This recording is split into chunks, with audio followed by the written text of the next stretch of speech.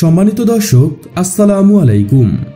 বাংলার তথ্যনির্ভর সর্বশেষ খবরাখবরে যুক্ত হওয়ার জন্য আপনাকে অসংখ্য ধন্যবাদ। জানিয়ে দিচ্ছি আমাদের হাতে থাকা সর্বশেষ আপডেট। বাংলাদেশকে পারমাণবিক অস্ত্রের দাপট দেখালো ভারত। মিসাইল ও গোলাবারুদ দেশে নির্মাণ অলরেডি শুরু করেছে doctor Muhammad Yunus. Indonesia's defence development এবং বাংলাদেশ সম্ভাবনা।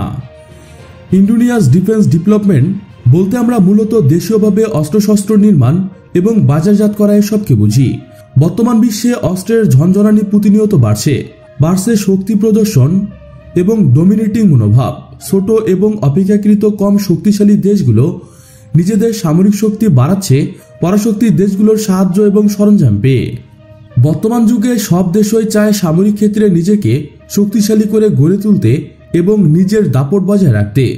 সেই হিসেবে উন্নয়নশীল দেশগুলো এখন নিজেরা ইন্ডোনেশিয়াস ডিফেন্স সেক্টর বানাতে যাচ্ছে, নিজেরা কম খরচে উন্নত সরঞ্জামে নিজেদের সাজাতে পারে।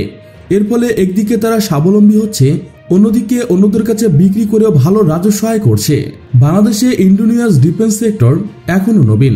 বাংলাদেশের এখন পর্যন্ত কিছু উল্লেখযোগ্য ডিফেন্স সেক্টর হলো Bangladesh ordnance factory, Bangladesh machine tools factory, BMTF, army training and doctrine command, Bangabandhu aeronautical centre ব্যাগ, Khulna shipyard KYC, Chittagong dry dock limited CDDL, Narayanganj docking limited DEW।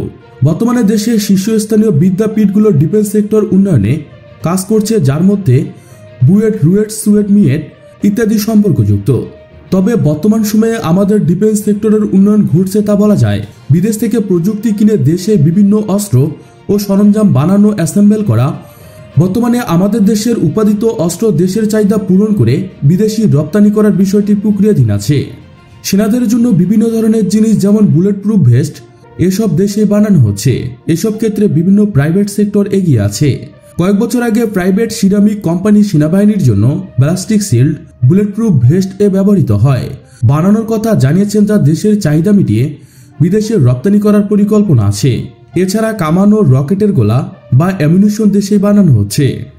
গোলন্দাজ বাহিনীর ব্যবহৃত mortar, artillery shell, MRLS rocket দেশে বফে বানানো হচ্ছে। বিভিন্ন স্বয়ংক্রিয় রাইফেল ও মেশিন গান দেশে বানানো হচ্ছে। নতুন করে আর্টিলারি শেল এর প্রোডাকশন লাইন ঘুরছে, যেখানে নতুন অস্ত্র, মিসাইল ও গোলাবারুদ দেশে বানানো হবে। দেশীয় সিপাইডে নৌবাহিনীর জন্য শক্তিশালী যুদ্ধজাহাজ বানানো হচ্ছে, যা বিপুল পরিমাণ বৈদেশিক মুদ্রা সাশ্রয় করছে। খুলনা সিপাইড নারায়ণগঞ্জ ডকেট নৌবাহিনী ও কোস্টগার্ডের জন্য বিভিন্ন জাহাজ বানাচ্ছে। দেশে নির্মিত জাহাজ ও বিদেশে রপ্তানি করার পরিকল্পনা আছে। CDDL নৌবাহিনীর জন্য 6টি ফ্রিগেট, 6টি হেভি OPV বানানো হবে। খুলনা সিপাইড বা অন্যান্য সিপাইড নৌবাহিনীর জন্য মিসাইল LPC করভেট শ্রেণীর জাহাজ বানাবে। বঙ্গবন্ধু এরোনটিক্যাল সেন্টার ব্যাগ 2011 সালে প্রতিষ্ঠিত হয়, যা বিমান বাহিনীর জন্য বিভিন্ন সরঞ্জাম মেরামত এবং নির্মাণ কাজ করে থাকেন। চীনের সহায়তায় MRO প্ল্যান্ট স্থাপন করে সেখানে দেশীয় প্রযুক্তি যুদ্ধবিমান ও হেলিকপ্টার মেরামত, আপগ্রেডেশন ও রক্ষণাবেক্ষণ করা হয়। এছাড়া নতুন UAV আনম্যান এরিয়াল ভেহিকল বানানো হচ্ছে, যা সেনাবাহিনী ও বিমান বাহিনীতে সার্ভিস দিচ্ছে। এসব প্রতিষ্ঠান বিভিন্ন বিদ্যাপীঠের সাহায্য নিয়ে অত্যাধুনিক সরঞ্জাম বানাচ্ছে, যার মধ্যে আছে UAV, UGF, বিভিন্ন সিমুলেশন সিস্টেম ইত্যাদি।